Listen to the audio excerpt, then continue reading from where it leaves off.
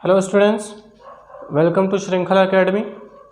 तो आज हम लोग पढ़ने वाले हैं हैलो एल्केनों का नामकरण। ठीक है, तो इससे पहले तो हम लोग 3 लेक्चर में इसके बनाने की विधि क्या होते हैं ये पढ़ चुके हैं। आज इसका हम लोग नामकरण पढ़ेंगे। तो नामकरण कितनी तरह से होता है? 2 तरह से। पहला क्या होगा? पहला हमारा जो नामकरण करेंगे हम लोग, पहला करेंगे साधारण पद्धति से, साधारण पद्धति। और दूसरा क्या होगा? दूसरा हमारा होगा IUPAC, IUPAC पद्धति। पहला क्या? पहला जनरल सिस्टम और दूसरा क्या? IUPAC system. 2 सिस्टम से हम लोग करते हैं नामकरण। तो पहले को हम लोग समझ लेते हैं, फिर दूसरे को समझेंगे। साधारण में कैसे करेंगे, IUPAC में कैसे करेंगे, दोनों बता दिया जाएगा। यहाँ पर हम बहुत थोड़ा सा ही समझने वाले हैं, क्योंकि इसके नामकरण की क्या बहुत लंबी चौड़ी विधि होती है। तो हम लोग सिर्फ क्या करेंगे, सिर्फ हैलो एल्केनों का नामकरण इतना ही हम लोग पढ़ेंगे। तो इसमें समझ लेते हैं साधारण पद्धति में क्या होता है। इसका जब हम नामकरण करते हैं तो एल्काइल हैलाइड के रूप में ही करते हैं नामकरण। कैसे? एक एग्जाम्पल से समझते हैं। एग्जाम्पल हमने लिया CH3Cl। ठीक, हमने कहा किस रूप में करेंगे? एल्काइल हैलाइड के रूप में, एल्किल हैलाइड के रूप में करते हैं इसका नामकरण। तो पहले क्या करेंगे, देखो यहाँ पर एल्काइल ग्रुप कौन सा है? CH3, यानी करेंगे मिथाइल। उसके बाद क्या, जो हमारा हैलोजन है उसको लेकर कहेंगे हैलाइड, यानी क्या कर देंगे? क्लोराइड। ठीक, इसी प्रकार हम लोग ले लेंगे और एग्जाम्पल CH3 CH2Cl। तो ये क्या हो जाएगा? हो जाएगा इथाइल क्लोराइड, इथाइल क्लोराइड। ठीक, तीसरा क्या ले लेते हैं? एक और एग्जांपल ले लेते हैं यहाँ पर हम लोग CH3 का होल ट्वाइस Br। इसका नामकरण करो तब जाने क्या होगा इसका नामकरण। इसका नामकरण होगा आइसोप्रोपाइल ब्रोमाइड। 1 मिनट, CHBr कितना हो जाएगा? हो जाएगा आइसो, हिंदी में ही लिख दे रहे हैं, प्रोपिल, हिंदी में इसी तरह से ब्रोमाइड। अभी एक और चीज़ हम लोग इसमें समझेंगे, डिग्री। पहले इसको हम लोग जान लेते हैं। एक और एग्जांपल कर लें इसी में। हो जाएगा CH3 का होल थ्राइस CHBr। इसका क्या नाम हो जाएगा? इसका नाम हो जाएगा टर्शियरी ब्यूटिल ब्रोमाइड। ठीक, अब कैसे हुआ ये? साधारण ये टर्शियरी है, यानी 3 डिग्री। जब भी क्या होगा, कार्बन से कितने, कम से कम 3 मिथाइल ग्रुप जुड़े हों तो हम वहाँ करेंगे 3 डिग्री, मतलब कोई 3 अन्य कार्बन जुड़े होने चाहिए। देखो यहाँ पर हम इसका अगर संरचना बनाएं, स्ट्रक्चर बनाएं, तो क्या बनेगा? C, यहाँ कर दे रहे हैं Br, यहाँ CH3 तीनों एक ही पर हैं। तो इसकी डिग्री कितनी हुई? इसकी डिग्री इस कार्बन की 3 डिग्री, और 3 डिग्री है तो इसको कहेंगे टर्शियरी। अब दूसरी पद्धति में हम आते हैं हम लोग IUPAC में। इसमें जो हम हमारा नामकरण करते हैं हम लोग, जो हमारा नामकरण होगा उसका नामकरण हम लोग करेंगे हैलो एल्केन के रूप में, हैलो एल्केन। अभी हम समझा दे रहे हैं। पहले क्या आएगा हमारा? पहले आएगा पूर्व लग्नक। इसमें क्या लगाएंगे? पहले पूर्व लग्नक, फिर लगाएंगे मूलाक्षर, और यही बराबर बन जाएगा हमारा हैलो एल्केन। ये कैसे कि क्या कर रहे हैं हम समझा रहे हैं। पूर्व लग्नक क्या? पहले तो ये समझ लो, मूलाक्षर जो हमारा मेन हाइड्रोकार्बन होगा, ठीक है ना, उसको हम लोग बाद में लिखेंगे। और जो हैलो एल्केन होगा, यानी जो भी वहाँ पर हैलोजन ग्रुप जुड़ा होगा, उसको हम क्या करेंगे? उसको पहले लेकर के आएंगे। जो हैलोजन ग्रुप होगा उसको पहले लेकर के आएंगे, जो मूलाक्षर यानी मेन हाइड्रोकार्बन है उसको हम लोग बाद में लेकर के जाएंगे। इसी का एग्जाम्पल उठाते हैं, जैसे हमने लिया एग्जाम्पल में CH3Cl नामकरण करें IUPAC में। तो क्या हो जाएगा? पहले हम लोग क्या लाएंगे? पूर्व लग्नक के रूप में क्या लाएंगे? जो हमारा हैलोजन ग्रुप होगा, क्लोरीन है तो करेंगे क्लोरो, यानी हैलो, हैलो यानी क्लोरो। फिर क्या, हमारा जो एल्केन है, एल्केन में क्या है? मेथेन जुड़ा हो तो हम लिख देंगे मेथेन। और ले लेते हैं यहीं पर CH3 CH2Cl कर दें, तो ये क्या हो जाएगा? ये भी हो जाएगा क्लोरो एथेन। ठीक, और लंबा ले लेते हैं, यहाँ पर ले लेते हैं हम लोग CH3 CH2, यहाँ पर कर देते हैं CH3 और यहाँ पर CH2, यहाँ Cl। इसका नामकरण करेंगे तो क्या होगा, हम लोग क्या करेंगे, नंबरिंग, जो सिस्टम है उसी सिस्टम से चलेंगे। तो जब भी इस तरह आए तो हम क्या करेंगे, नंबरिंग। IPSC में हम नंबरिंग करते हैं, तो कहाँ से नंबरिंग शुरू करेंगे, यहाँ से कि यहाँ से। पहले तो एक सिंपल समझ लो, इसको ले लो, पहले इसको समझ लेते हैं। यहाँ से करेंगे जिस तरह से क्या हाइड्रोजन समूह जुड़ा हुआ है, तो 1 2 3, पहले पर क्लोरो है तो लिखेंगे 1 क्लोरो, फिर क्या 1 2 3 है ना, एक कार्बन के लिए मेथ, 2 कार्बन के लिए एथ, 3 के लिए प्रोप, 4 के लिए ब्यूट, फिर पेंट, फिर हेक्स, फिर हेप्ट, फिर ऑक्ट, फिर नॉन, फिर डेक, इस तरह से। तो कितने हैं, 3 है, कितना क्या हो जाएगा, मेथ एथ प्रोप, तो लिखेंगे प्रोपेन। अच्छा ये चीज़ समझ रहे हो ना, एथेन कैसे लिख देते हैं, मेथेन कैसे लिखते हैं। एक कार्बन हुआ तो यहाँ हम यहाँ कहीं लिख दे रहे हैं, यहाँ पर, ठीक है ना। अगर कार्बन कितने, कार्बन की संख्या 1 हुई तो होगा मेथ, 2 पर एथ, मतलब उसी तरह से 3 पर प्रोप, 4 पर क्या होगा, ब्यूट, 5 पर होगा पेंट, 6 पर हेक्स, 7 पर हेप्ट, 8 पर हो जाएगा ऑक्ट, 9 पर हो जाएगा नॉन, और 10 पर हो जाएगा डेक, इस तरह से। तो यहाँ पर कार्बन की संख्या कितनी थी, 3 थी, तो हमने लिखा प्रोपेन। और क्लोरीन किस पर जुड़ा हुआ था, 1 पर जुड़ा हुआ, तो हमने लिख दिया 1 क्लोरो प्रोपेन। और एग्जाम्पल करें, जैसे हम लोग ले लेते हैं एक, यहाँ इधर से हम मिटा दे रहे हैं साधारण वाला, समझ तो गए होगी उम्मीद है। IPSC को हम अच्छे से समझ लेते हैं, इसके लिए जो भी है। इसमें एग्जाम्पल दिया है CH3 C, यहाँ भी CH3, यहाँ भी CH3 CH2 Cl, एग्जाम्पल है ये IPSC नेमिंग का, ठीक है। तो इसमें क्या करेंगे हम लोग, जब नामकरण करेंगे तो पहले तो हम क्या देखेंगे, जिधर से हमारा ये हाइड्रोजन समूह जुड़ा हुआ उधर, पहले उधर से हम क्या करेंगे, हम लोग नंबरिंग करेंगे। तो हमेशा कैसी श्रृंखला चुनते हैं हम लोग, लंबी चेन, हमेशा कैसी श्रृंखला चुनेंगे, लंबी चेन। ये बेसिक चीज़ें हैं, तो हम यहाँ फिलहाल तो इसका नामकरण जान रहे हैं, तो हमेशा कैसी चेन चुनेंगे, लंबी। तो हम क्या करते हैं, पहले तो देखो हाइड्रोजन कहाँ जुड़ा हुआ है, यहाँ जुड़ा हुआ है, इधर से करेंगे नंबरिंग, 1 2। अब जो इधर जाना है उधर चले जाओ, चाहे सीधे जाओ चाहे इधर जाओ, क्योंकि बात वही पढ़नी है। तो हम कर देंगे 3। तो नामकरण करने के लिए हम लोग क्या करेंगे, पहले क्या रहेंगे, पहले पूर्व लग्नक के रूप में जो हमारा हैलोजन ग्रुप है उसको लेकर के आएंगे। तो लिखेंगे, देखो 1 पर है क्लोरो, तो लिखेंगे 1 क्लोरो। उसके बाद क्या क्या होगा, देखो 2 पर क्या जुड़ा हुआ, 2 मिथाइल ग्रुप है, तो हो जाएगा 2,2 डाई मिथिल 1 2 3, 3 के लिए क्या करेंगे, प्रोप, तो हो जाएगा प्रोपेन। समझ में आया। एक और ले लेते हैं, इसमें एक और एग्जांपल ले लेते हैं। जैसे दिया है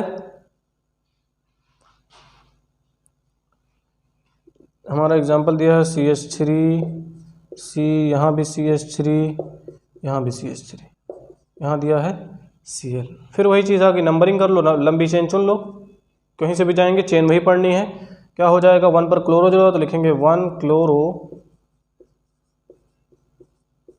उसके बाद क्या 2,2 डाई मेथिल एथेन। ठीक, इधर वाला मिटाएं और एग्जांपल कर लें इस पर।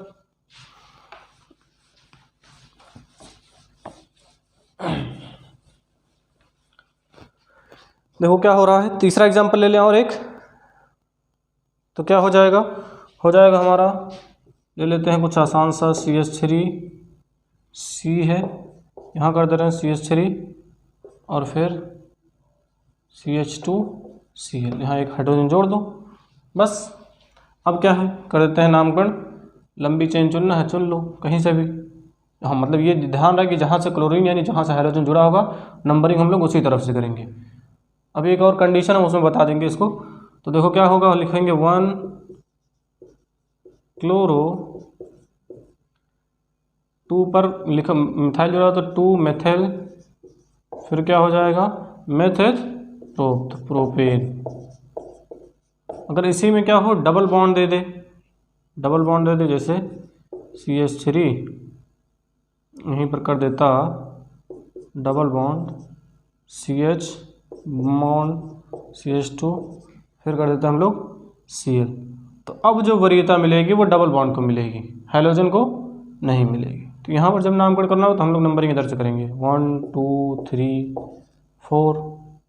ठीक, तो पहले क्या लाएंगे, पहले उसी को लेकर के आएंगे 4 क्लोरो, ये एक एक्स्ट्रा था इसी तरह समझा दिया हमने कि इसमें आना नहीं था इसको। 4 क्लोरो 1 2 3 किस पे जुड़ा हुआ, 1 पे जुड़ा हुआ है। ठीक है, तो क्या हो जाएगा, या तो हम लोग कर दें मेथेट प्रोपीन कर दें या 1 प्रोपीन, ये अलग से हमने एक समझा दिया। ठीक, अब हम लोग बात कर लेते हैं यहाँ पर, पहले डिग्री समझ लें। डिग्री यहीं कोने में समझ लेते हैं। कैसे हमने वहाँ पर टर्शरी कर दिया, सेकेंडरी कैसे होती है, डिग्री ऑफ कार्बन कर देते हैं, डिग्री ऑफ कार्बन। ठीक है, तो हम लोग बात कर लेते हैं अभी डिग्री ऑफ कार्बन की। डिग्री ऑफ कार्बन क्या है, कैसे ज्ञात करते हैं, इसे हमने फिर यहीं एग्जांपल से फटाफट इसको समझ लेते हैं। CH3 C यहाँ पर कर देते हैं CH3, यहाँ जुड़ा हो Cl, कोई हेलो एल्केन ले लेते हैं। अब इसमें देखो क्या है, जब भी हम डिग्री की बात करेंगे तो हम वो देखेंगे कि जो कार्बन हमारा चनक जिसके साथ हाइड्रोजन जुड़ा हुआ है उससे अन्य कितने कार्बन जुड़े हुए हैं। देखो कितने जुड़े हुए हैं, 2 हैं, तो हो जाएगा 2 डिग्री।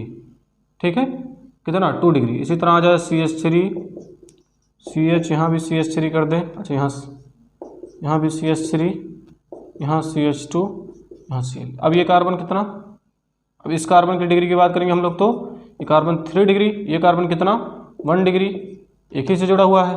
ठीक है, तो डिग्री कुछ इस तरह से हम लोग निकालते हैं, ये 2 डिग्री हो गया, 1 डिग्री हो गया। इसी तरह एक लंबी सी चेन ले लेते हैं हम, इसी में समझा देते हैं। CH3 CH C CH3, यहाँ कर दे रहे हैं CH3 CH2 CH2 Cl। अब देखो इसकी बात करेंगे तो ये 1 डिग्री है, ये कितने डिग्री है 2 डिग्री, ये 3 डिग्री है, 4 हो गया। एक मिनट, यहाँ एक कम कर देते हैं, ये CH यहाँ पर, ये कितना होगा, हो जाएगा 3 डिग्री, ये कितना 2 डिग्री, ये 1 डिग्री। कुछ इस तरह से हम लोग पता लगा लेंगे डिग्री, किसकी डिग्री ऑफ कार्बन। इसमें टर्शियरी सेकेंडरी प्राइमरी करके आता है, तो इस वजह से हमने थोड़ा सा डिग्री भी समझा दिया। अब हम लोग बात करेंगे इसमें कार्ब धनायन के अस्थायित्व की। किसकी बात करने वाले हैं हम, अब बात करेंगे हम लोग कार्ब धनायन के अस्थायित्व की, यानी अब हम अगला जो हमारा पॉइंट होगा स्टेबिलिटी ऑफ कार्बोकेटायन।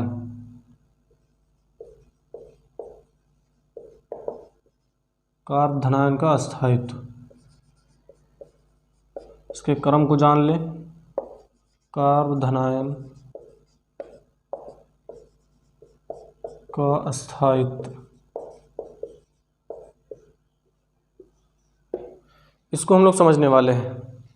इसमें ना जब हम कार्ब धनायन के अस्थायित्व की बात करते हैं तो वे धनायन जिनमें क्या हो, धनावेश क्या हो, कार्बन परमाणु पर क्या हो, स्थित होता है। ठीक है, तो कार्ब धनायन या कार्बोनियम आयन हम उसको कहते हैं। किसको कार्ब धनायन किसको कहेंगे, वे धनायन जिनमें क्या हो, धनावेश यानी जो पॉजिटिव चार्ज हो वो कार्बन परमाणु पर यानी कार्बन एटम पर का क्या हो, स्थित होता है, उसको हम क्या कहते हैं, कार्ब धनायन यानी कार्बोकेटायन या कार्बोनियम आयन कहते हैं हम लोग।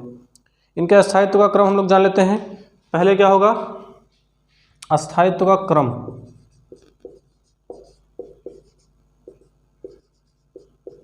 Stability order. तो पहले क्या लाएंगे हम लोग, पहले लाएंगे बेंजिल, क्या लाएंगे, बेंजिल, फिर उसके बाद बेंजिल या एलिल कह लें, एलिल भी इसी में जो ले लेते हैं। फिर क्या आएगा, फिर आएगा टर्शियरी, फिर सेकेंडरी और फिर प्राइमरी। ये इनके अस्थायित्व का क्रम स्टेबिलिटी ऑर्डर है। पहले क्या, सबसे ज़्यादा अस्थायित्व कौन होगा, बेंजील या एलिल कंपाउंड, उसके बाद फिर टर्शियरी, फिर सेकेंडरी, फिर प्राइमरी। इस तरह से एग्जाम्पल कर लें। एग्जाम्पल में लोग ले लेते हैं जैसे CH3, ठीक। अगला क्या ले लेते हैं, अगला हो जाएगा हमारा CH2 double bond CH bond CH3 CH3 CH2 होगा। फिर क्या, कोई क्या करते हैं, टर्शरी हाइड्रोजन के ले लेते हैं, तो यहाँ कर देंगे R3 प्लस, फिर R2, फिर RC, ठीक। RC यहाँ H होगा, यहाँ H भी लाएंगे, यहाँ H2 कर देंगे, यहाँ पर प्लस। तो हमारा कार्बोधनायन का अस्थायित्व का क्रम यही होना है इसमें, स्टेबिलिटी ऑफ कार्बोकेटायन, ठीक। तो इसको हम पता कैसे लगाते हैं कि जब भी क्या हो, कोई माइनस आई प्रभाव उत्पन्न करने वाला क्या हो, कार्बोधनायन से क्या हो, जुड़ जाए। जब भी कोई माइनस आई प्रभाव उत्पन्न करने वाला समूह किससे जुड़े, कार्बोधनायन से आकर के जुड़े, तो उसका अस्थायित्व क्या होता है, घट जाता है। फिर से सुन लो, क्या होगा, जब कोई माइनस आई प्रभाव वाला क्या हो, कोई समूह कार्बोधनायन से जुड़ता है तो उसका अस्थायित्व क्या होता है, घट जाता है। जबकि क्या हो, प्लस आई प्रभाव वाला अगर जुड़े, तो अगर कोई प्लस आई प्रभाव वाला समूह आकर के जुड़े तो कार्बोधनायन का अस्थायित्व क्या होता है, बढ़ा देता है। जैसे क्या हो, जैसे हम एग्जांपल ले लें, किसके लिए ले लेते हैं, CH3, ठीक, CH3 CH2, यहाँ पर प्लस, फिर क्या, फिर ले लें हम लोग CH3, इसके ऊपर प्लस, फिर ले लेते हैं NO2 और हो जाएगा हमारा CH2, इस पर प्लस, ठीक। ये इसका ऑर्डर है। समझ में आया कैसे, बस थोड़ा सा हम लोग यहाँ जान लेते हैं कि बस इसका अस्थायित्व का क्रम क्या होगा, स्टेबिलिटी ऑफ कार्बोकेटायन। यहाँ पर क्या होगी, तो पहले क्या, बेंजील या एलिल समूह, फिर उसके बाद कोई टर्शरी हाइड्रोकार्बन मतलब ये हाइड्रोल्केन, फिर सेकेंडरी हाइड्रोल्केन, फिर प्राइमरी हाइड्रोल्केन। चलो अब इसको मिटा रहे हैं पूरा।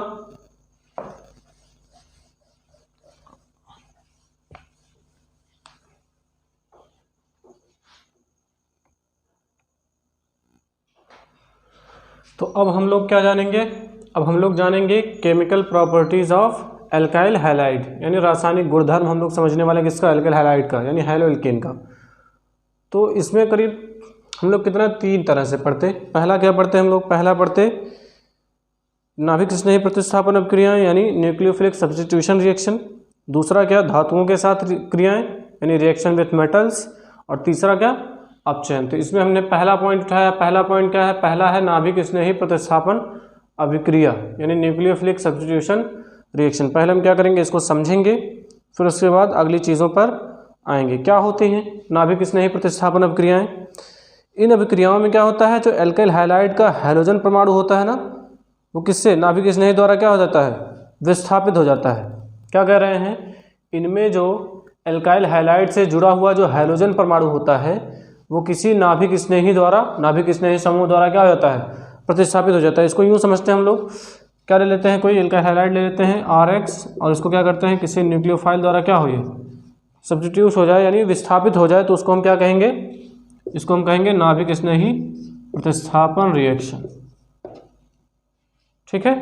एक एग्जांपल ले ले, जैसे हमने ले लिया CCl और यहाँ क्या लेते हैं, एक नाभिक स्नेही ले लेते हैं। हमेशा नाभिक स्नेही पर कैसा, नेगेटिव चार्ज होता है, ठीक है ना। और ये हमेशा कहाँ अटैक करते हैं, कार्बोधनायन पर अटैक करके क्या करेंगे, ये उससे ये सॉरी हैलोएल्केन पर अटैक करके क्या करेंगे, यहाँ से क्लोरीन को बाहर कर देंगे। तो क्या बचेगा, बनेगा हमारा C, यहाँ OH बस क्या बन जाना है, Cl नेगेटिव, ठीक है। कुछ इस तरह से ये क्या हुआ, ये प्रतिस्थापन हो गया। तो नाभिक स्नेही प्रतिस्थापन अभिक्रियाएं क्या क्या हैं, ये समझ लो इसको पहले, इतनी चीज़। अब हम लोग क्या जानेंगे, क्रिया विधि के आधार पर हम लोग जानेंगे कितने तरह के होते हैं। तो यहाँ लिख देते हैं हम लोग, क्रिया विधि के आधार पर, जो बोल रहे हैं उसको बढ़िया से समझिए और उससे क्या करिए, अपना नोट बनाइए। क्रियाविधि के आधार पर ये दो प्रकार के होते हैं, दो प्रकार के होते हैं।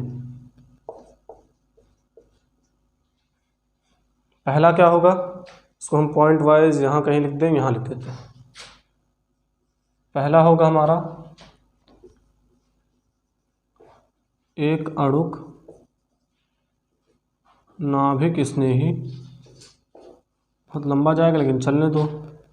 या क्या करते हैं, इसको यहाँ मिटा देते हैं, ये इतना मिटा दे रहे हैं क्योंकि ये लंबा प्रोसेस है, इसको हम मिटा दे रहे हैं।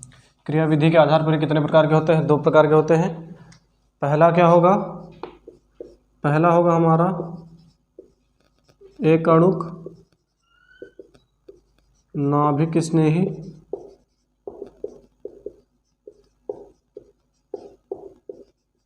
प्रतिस्थापन अभिक्रिया।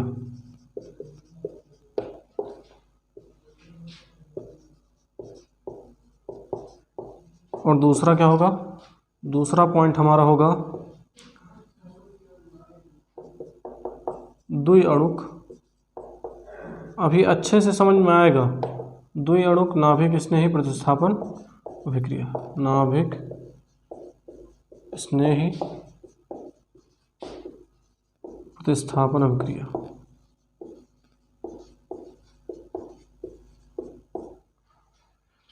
दो हैं, कैमरा चल रहा है ठीक, हाँ चलिए। पहला क्या है, एक अणुक नाभिक स्नेही प्रतिस्थापन अभिक्रिया। इसको हम क्या कहते हैं, unimolecular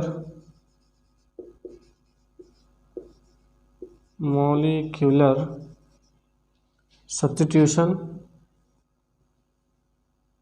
unimolecular nucleophilic substitution reaction.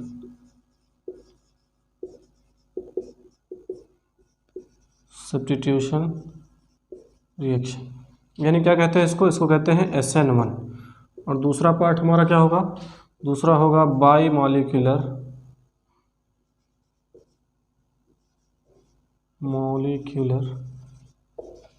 Nucleophilic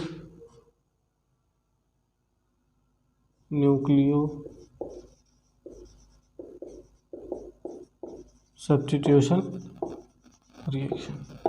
दो पार्ट है, इसको हम क्या कहते हैं, इसको कहते हैं SN2। दोनों तरह से हम इसको समझेंगे। इंग्लिश में कहते हैं यूनिमॉलिक्यूलर न्यूक्लियोफिलिक सब्स्टिट्यूशन रिएक्शन यानी SN1, और दूसरा क्या होता है, by molecular nucleophilic substitution reaction. ये नाभिक स्नेही प्रतिस्थापन अभिक्रियाएं हैं, ये दो तरह से होते हैं क्रियाविधि के आधार पर।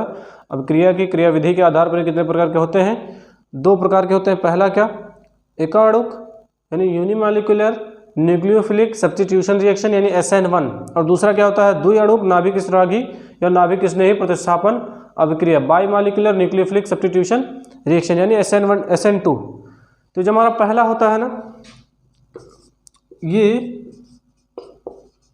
तृतीयक हैलाइडों द्वारा, कितने, तृतीयक हैलो एल्केन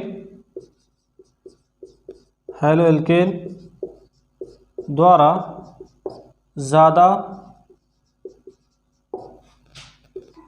प्रदर्शित करते हैं। तृतीय हैलो एल्केन क्या करते हैं, ज़्यादा प्रदर्शित करते हैं।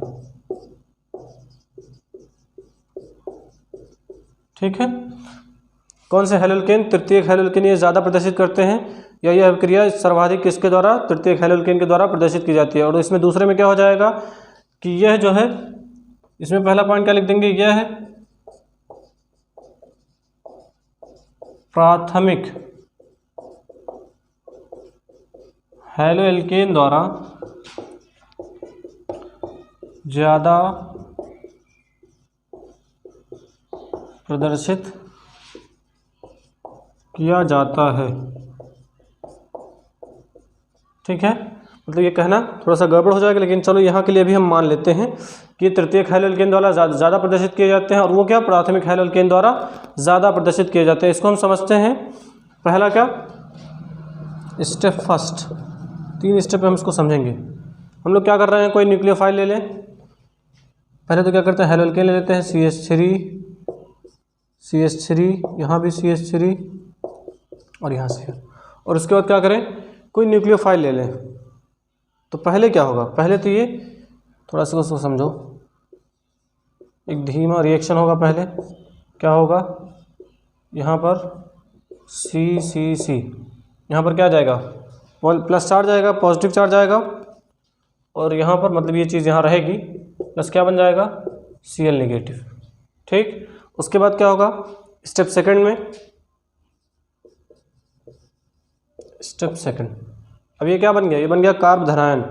ठीक है ना, क्या बन गया कार्ब धनायन। तो कार्ब धनायन पर क्या करेगा, कोई न्यूक्लियोफाइल क्या करेगा आकर के आक्रमण करेगा। तो यहाँ समझो, यहाँ हो जाएगा CH3, फिर यहाँ C, यहाँ भी CH3, यहाँ CH3, और यहाँ पर क्या OH निगेटिव ले लेते हैं, इस पर पॉजिटिव का चार्ज है।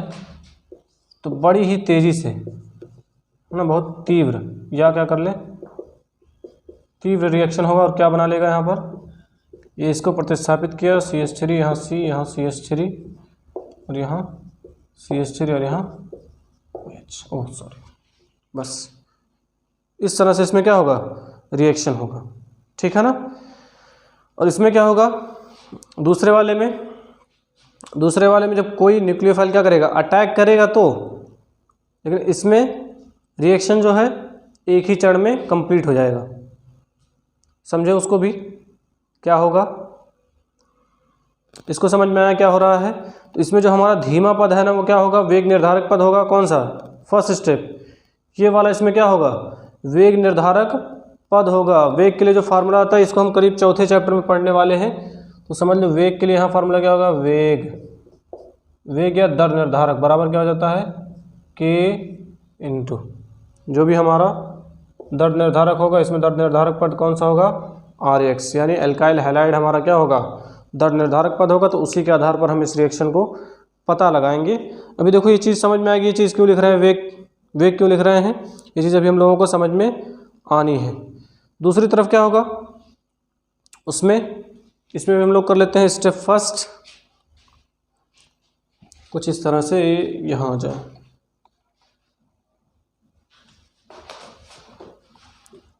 इसमें जो हम ले लेते हैं एक स्टेप फर्स्ट कर दें।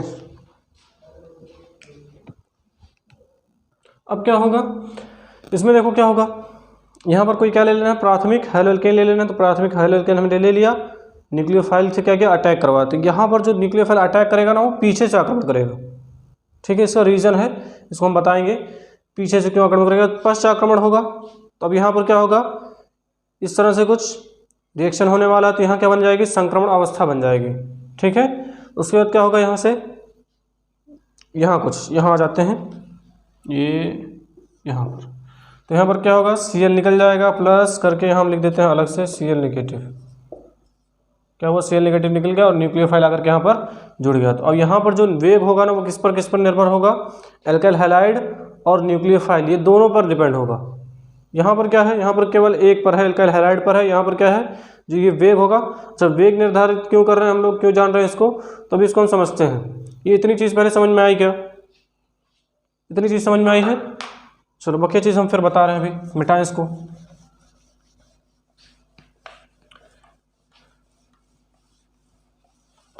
अब इसमें कुछ बातें और भी हैं, हम बता दे रहे हैं।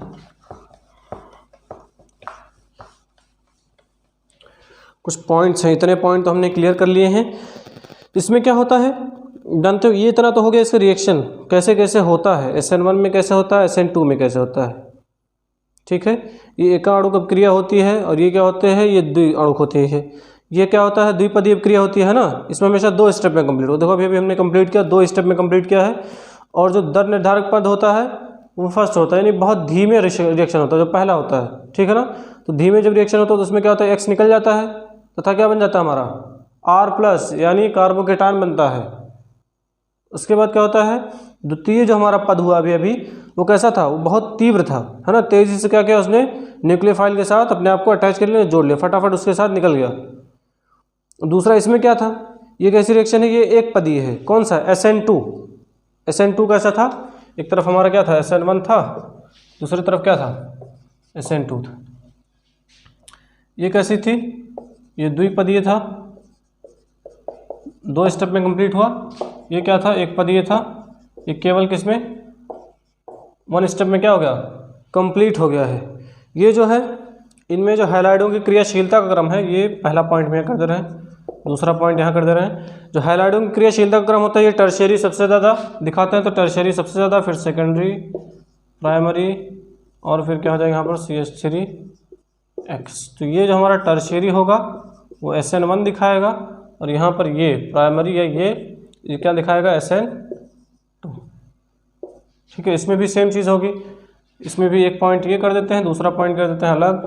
क्या हो जाएगा, ये लिख देना टर्शियरी, सेकेंडरी, प्राइमरी और CH3X। तो इसमें क्या होगा, टर्शियरी क्या दिखाएगा SN1 और इसमें ये क्या SN2। ठीक है, दूसरा पॉइंट है कि जब भी क्या होगा इनमें क्या होगा, हैलाइडों की जो क्रियाशीलता का क्रम होगा वो कुछ इस प्रकार होगा। पहले क्या, तृतीयक हैलाइड सबसे अधिक आसानी से क्या करेगा SN1 अभिक्रिया देगा, और इसमें क्या होगा प्राइमरी हैलाइड, प्राइमरी, सेकेंडरी और टर्शियरी, ये हमने बताया अभी डिग्री में हमने बता दिया कैसे हुआ है। उसके बाद क्या, जो हमारा SN1 होता है ना, ये दुर्बल नाभिक स्नेही, ये सामान्यतः क्या करते हैं, तीसरा पॉइंट में लिख दे रहे हैं कि जो SN1 होता है वो दुर्बल नाभिक स्नेही सामान्यतः क्या करते हैं, SN1 की क्रिया द्वारा ही क्या करते हैं, क्रिया करते हैं। SN1 की क्रिया विधि से ही क्या करते हैं, क्रिया करते हैं। क्रिया करते हैं कौन, दुर्बल नाभिक स्नेही, दुर्बल नाभिक स्नेही।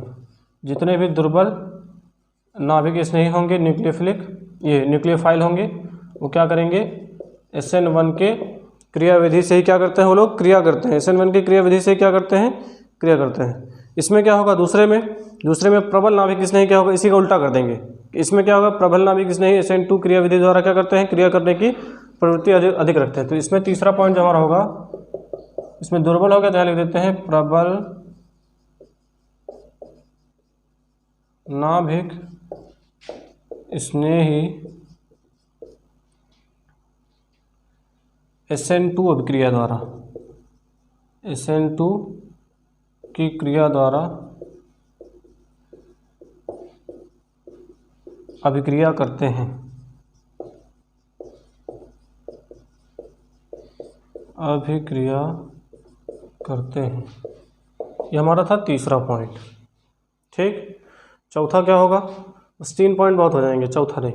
ठीक है ना, इसको हमने समझ लिया क्या क्या था, SN1 SN2 क्या था, पहला क्या है एकाणुक है, दूसरा क्या है